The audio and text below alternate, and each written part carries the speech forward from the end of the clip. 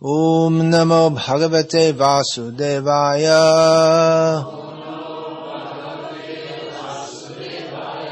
Om Namo Bhagavate Vasudevaya. Om Namo Bhagavate Vasudevaya.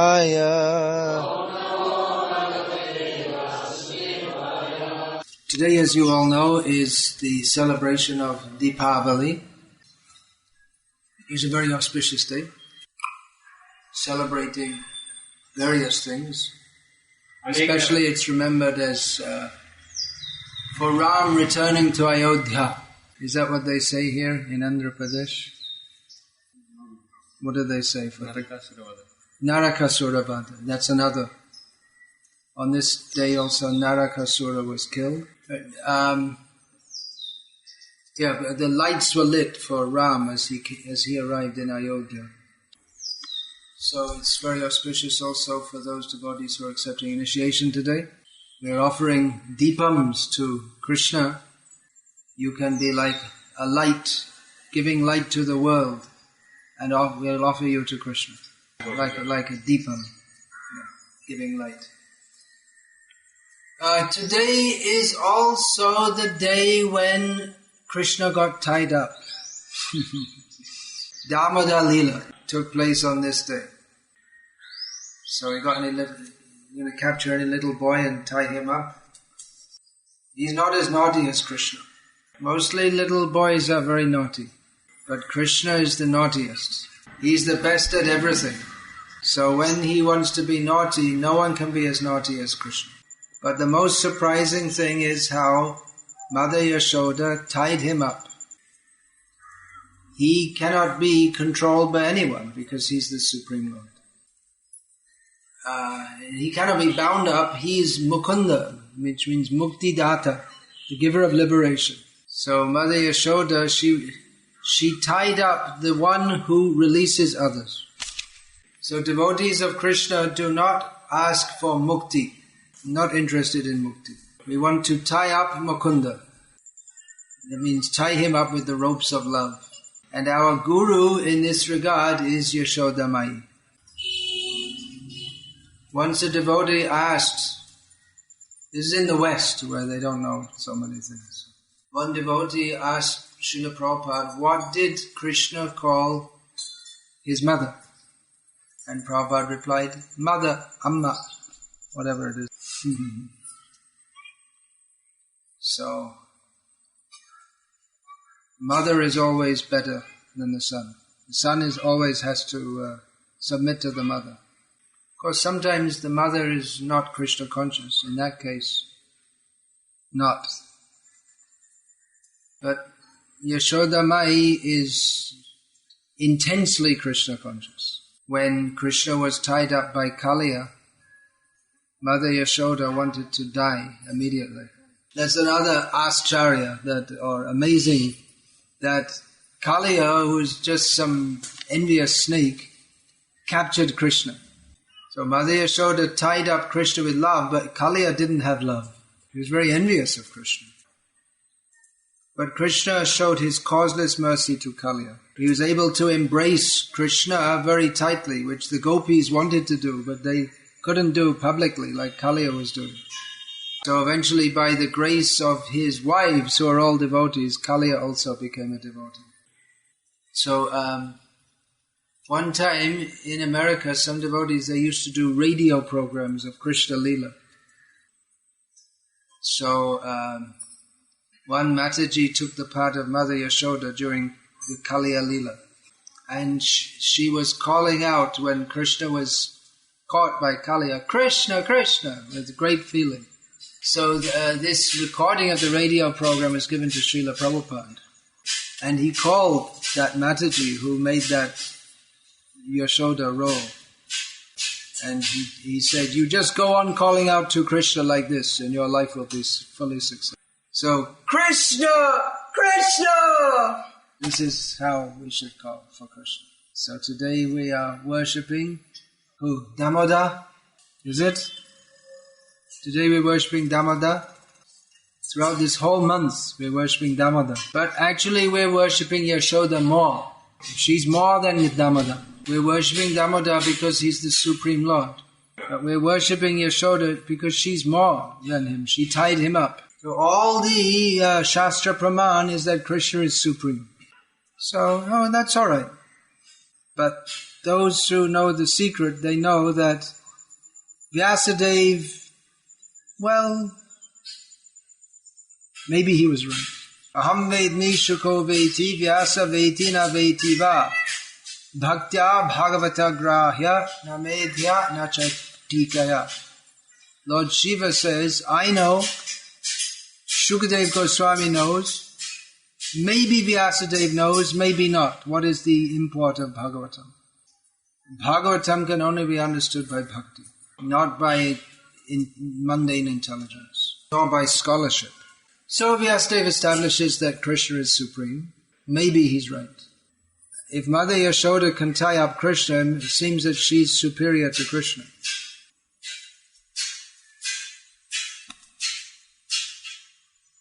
Of course, Krishna allowed her to tie him up. He is bhakti badham, tied up by bhakti.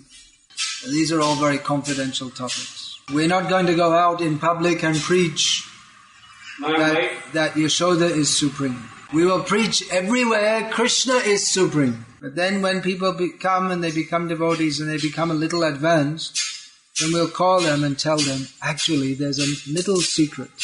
Aradhananam sarvesham vishnor aradhanam param tasmat parataram devi tadiyanam samarchanam.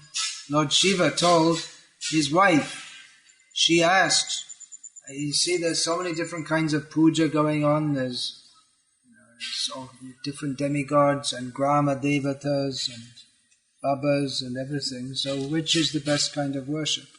So Shiva said the worship of Vishnu is the best. Even more than that, even greater than that is the worship of his devotees.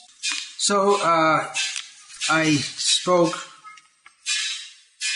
in Secunderabad on the first two verses of Sri Damodarastakam, and now I'll speak on the third verse. Itidrik swalilabhir ananda kunde swaghosham nimajjantam akhyapayantam tadiyeshe tatnyeshu bhaktairjitatvam punah prematastam shatavriti vande. In the first two verses of the Damodarastakam, the Damodar Leela has been summarized. So the first word of this text 3 is itidrik, in this way.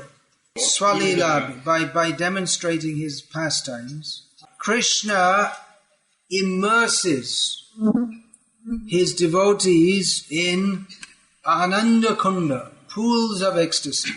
And in this way, he, by performing such pastimes, he declares to devotees who are enamored by his opulence that he is conquered by pure love, by a pure love of his devotees. Therefore, Satyavrata Muni says, the composer or the revealer of this verse, again and again, hundreds and hundreds of times, I offer my obeisance to that Damodar with prema. Now, in the previous verses, Krishna's Leela Vishesh, the specialty of his pastimes, and his Rupa Vishesh, the specialty of his beauty and form, have been described. Now, in this verse, his Guna Vishesh is described, the specialty of his qualities.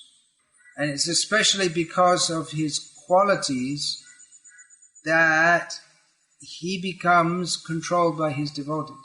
That one of his great qualities is that he comes under the control of his devotees. Now, the most essential quality for being God is to be all-powerful. But out of his own amazing quality, personal quality, even though he's all-powerful, he comes under the control of his devotees. So, These qualities are exhibited in his pastimes. Not just this pastime, but all of Krishna's pastimes. And especially these childhood pastimes of Krishna are charming to the heart. Krishna also has his very intimate pastimes with the gopis, but it's recommended for devotees, unless they're actually established in that position, better to hear about Krishna's Balya Leela, or his childhood pastime, because there's less chance of us misunderstanding. There is a high chance of us misunderstanding his Gopi Leela. And also his Balya Leela, even at this stage, we can immediately relate to that. Especially the ladies, when we talk about baby Krishna, they feel almost as if Krishna's already their baby. They naturally feel a tendency, yes, I'd like to have. They feel Krishna is my baby. But all right.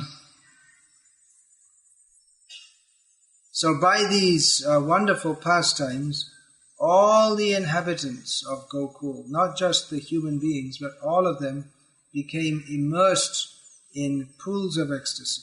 It means at every step, at every moment, simply feeling bliss, bliss, bliss because of Krishna.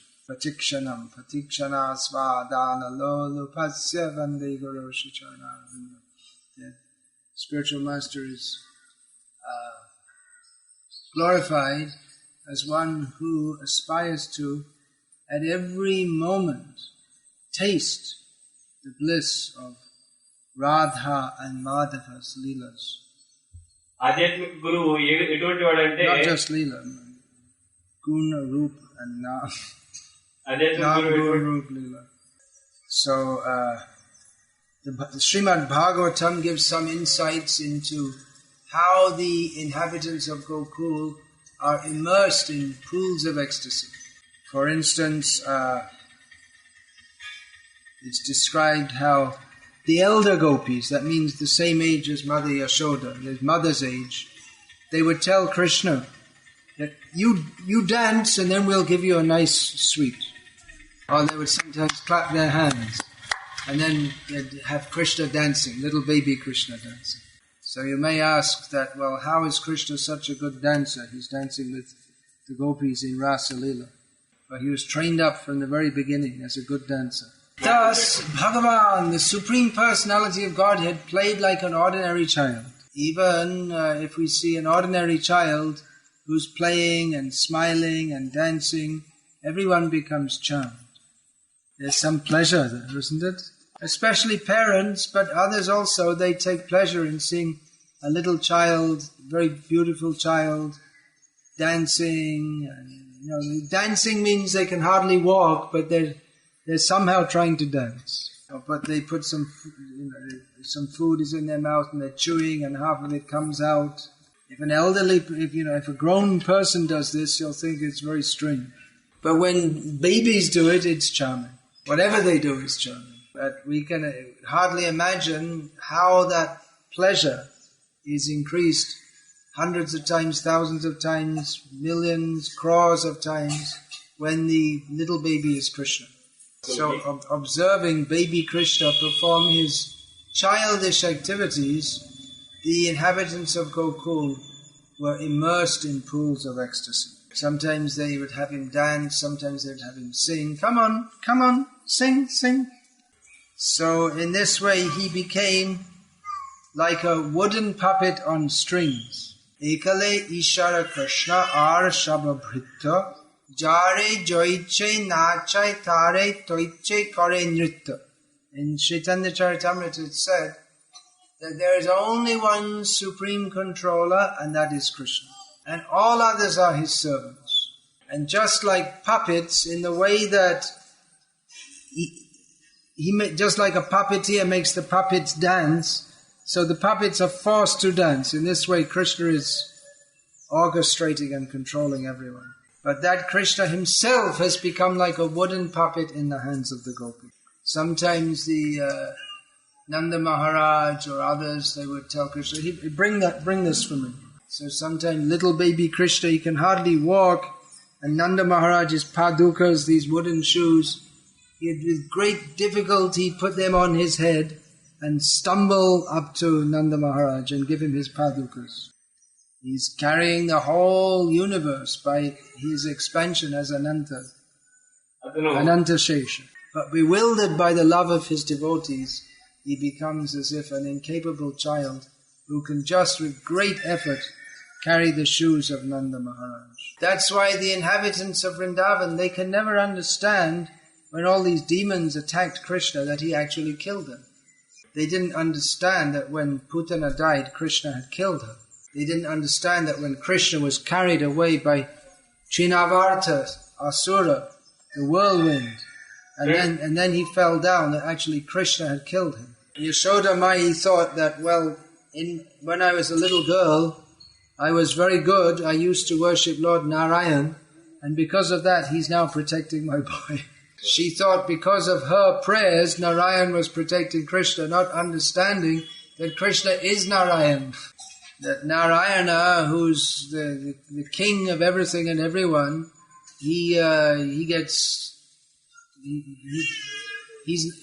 when he goes beyond the formality of being God, he sucks Mother Yashoda's breast. This is inconceivable. We don't find in Vaikuntha Narayana sucking anyone's breast. It's not even thinkable.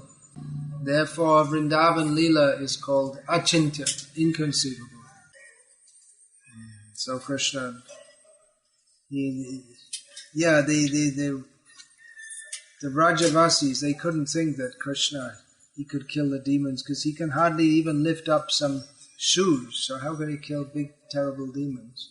He would play like a little boy, carry the shoes and then just show, you see, I'm very strong, I can carry the shoes. Flap his elbows like this and show, see, I'm very strong. So, Swaghosha, all the living beings in Gokul, not just the humans, but every living being was immersed in pools of ecstasy by these wonderful pastimes of Krishna. The stones, which were very hard, they would become liquid out of ecstasy of seeing Krishna's pastimes. And the Yamuna, which is of course liquid water, would become stunned. And the calves, they would stop, when they heard the sound of Krishna's flute, they would become stunned and stop drinking their mother's milk. So you know when calves go to drink their mother's teats, drink milk, they're very enthusiastic. It's very difficult. Once they get their mouth on their mother's teeth, then they're just you can't stop them. You can only get them by pulling very hard.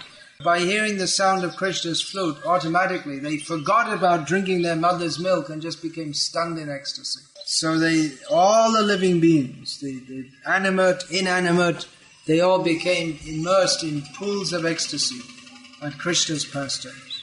That means that the water of the allegorical water of the ecstasy of Krishna Leela is very deep and expansive, enough to immerse everyone.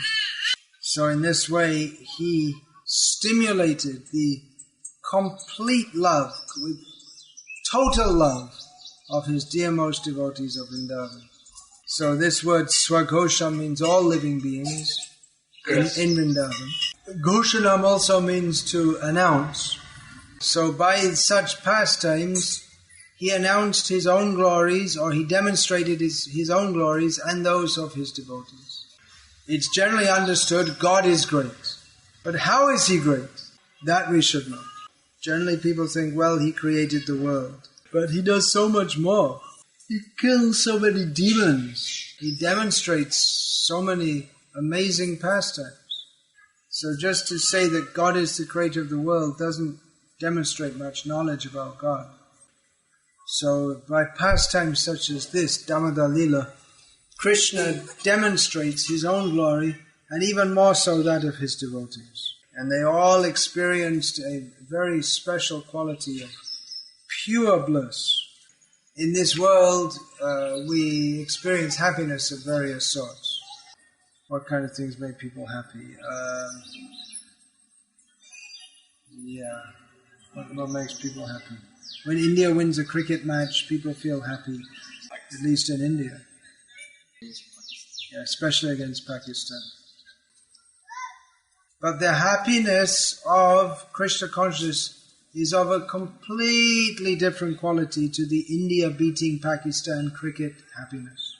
This is completely pure transcendental bliss, and it's of a completely different quality. This happiness does not entail the hatred of anyone else.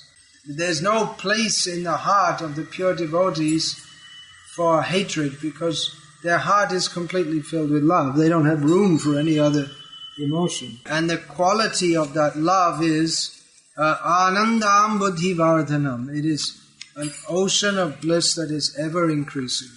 So it is this ocean of bliss that we aspire to become immersed in. So, that point is made that many people, they worship the Supreme Lord, Narayana, with great reverence. But Krishna, of course, he likes that. But even more than that, he much prefers the pure love of his devotees who are not attached to his opulence. Now in this world we respect someone who is very rich. So we have a lot of village people here today. How many of you have heard of Bill Gates? Please raise your hand. City people, they know. Any village? Yeah, villagers, they also know. So how have you heard of Bill Gates? He lives about as far away from here as any other place. He lives in Seattle, which is about as far away from Gauraipalle as any other place in the world. Whether you go Pacific route or Atlantic route, it's about 10,000 miles. Well, he's famous as the despot who used to run, let's be a little kinder, the CEO of Microsoft. And at least he used to be the richest man in the world, so we're told. Of course, we don't know what's in the Swiss bank accounts, but we're told that he's the richest man in the world. Or he was, I don't know if he is now. But anyway, people respect him because he has a lot of money.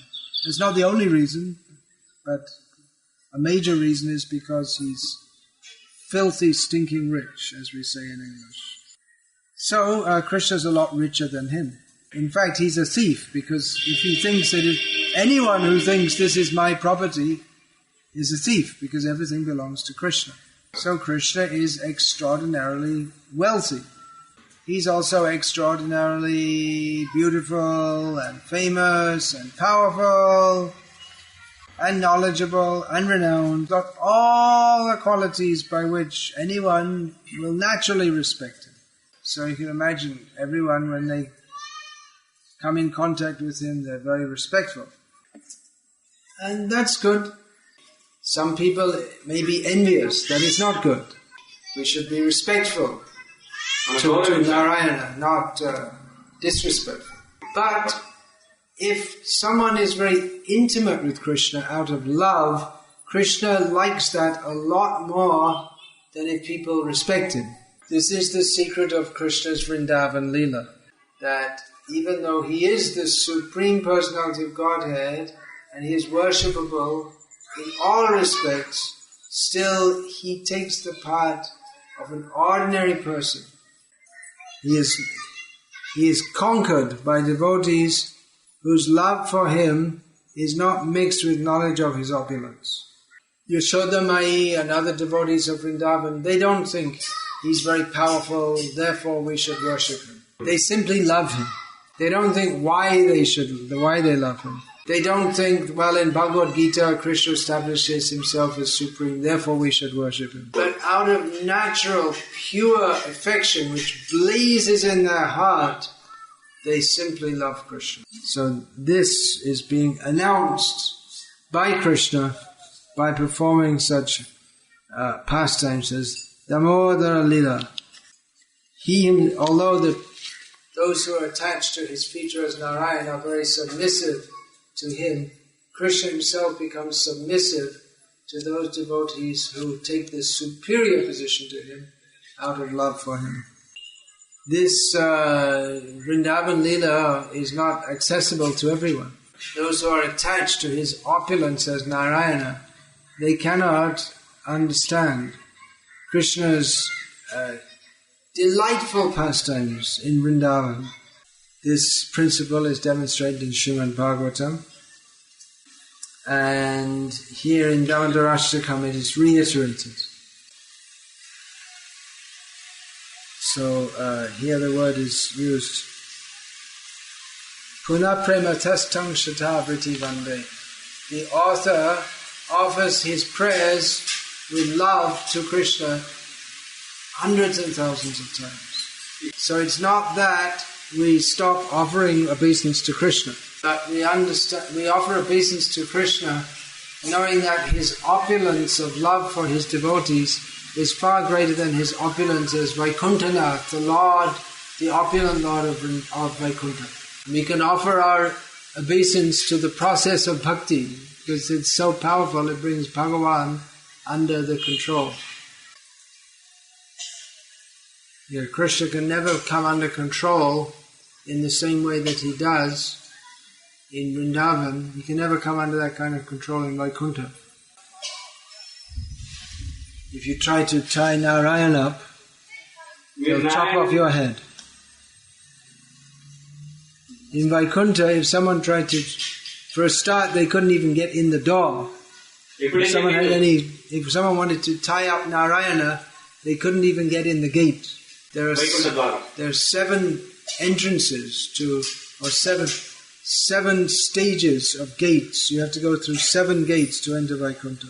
And you couldn't even get through the first if anyone has any bad feeling toward Krishna. So that mood of intimacy is not at all encouraged in Vaikuntha. But in Vrindavan, if you don't have that mood, then you don't belong in Vrindavan. Of course, we have to be very careful not to artificially think that we're on that level.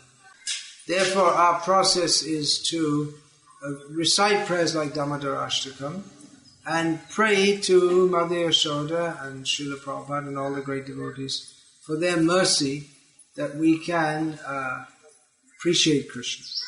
And we can also aspire to come to that stage of pure love beyond the rules and regulations. This should be our ambition, to love Krishna without any personal desire. Anyabhilashita shunyam jnanakamadhyanavitam anukulyena krishnanushilanam bhakti uttama. You can give the meaning of that verse. So the spirit of pure devotion, which is the meaning of that verse, is practically demonstrated in the love of the Vrajavasis for Krishna. And especially that selfless love for Krishna is completely apparent in the behavior of Mother Yashoda. Therefore we worship Mother Yashoda. And Nanda Maharaj. What's that verse? There's one verse that... Shrutim itare smritim apare bharatamanye bhavabhitam ahamiha nandang vande yadalinde param brahma. There is one verse that some people worship the Shruti or the original Vedas. Some worship the Smriti. Some worship the Mahabharata. All with the aim of... They're afraid of material existence. They're afraid they want to get liberated or they want to get free from sins. Therefore they worship according to different systems given in the Shastra. So one devotee prays, I worship Nanda Maharaj because in his courtyard the supreme truth is playing as if a young child. So who can understand all these topics? Anyone understood? You all understood? Can you understand what I'm saying? Can I understand what I'm saying? This is beyond Einstein. If you try to explain this to Einstein, he'll have a nervous breakdown. This is not a subject matter for the brain. This is subject matter for the heart. So, today we are worshipping Damodar Yashoda, the Supreme Personality of Godhead, who is tied up with the ropes of love by his mother. And outside we shall preach Bhagavad Gita. Krishna is the Supreme Personality of Godhead. But among ourselves we worship Nanda and Yashoda. And of course Krishna, because they cannot think of anything but Krishna. Therefore we worship them. Hare Krishna. Hare. Any question, please?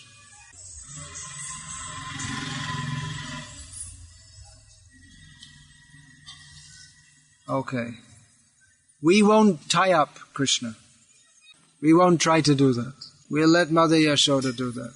But we will offer a deepam to Yashoda and Krishna, as Yashoda is tying up Krishna. Alright, so let's take prasadam. There's that nice verse, I'll recite that verse, about prasadam. About Mother Yashoda and prasadam. Nemam varincho nabhavo nashirapyanga ashrayam prasadam lebhire gopi natat prapavimuktidat. That such prasada, such mercy was offered to Mother Yashoda, that even though she's a gopi, which means, just not very high class in mundane estimation. But the mercy she got from Krishna was not possible even for Lord Shiva to imagine, or Lord Brahma. Lord Brahma and Lord Shiva, they cannot tie up Krishna. Even Lakshmi, his wife, who's on his chest all the time, she cannot tie him up. But that mercy was offered to Mother Yashoda. That Krishna, who releases the bond of material liberation of others, was tied up by her.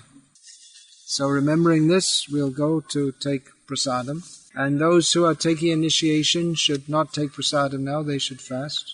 Hare Krishna, Krishna Krishna, Hare Hare. Hare Rama, Rama Rama, Hare Hare. No questions. That's good, because I wouldn't be able to answer them. You can say that. As said, this is not a matter of the brain, it's a matter of the heart. So let us make our heart pure, and then within our heart we can always see Krishna's pastimes going on.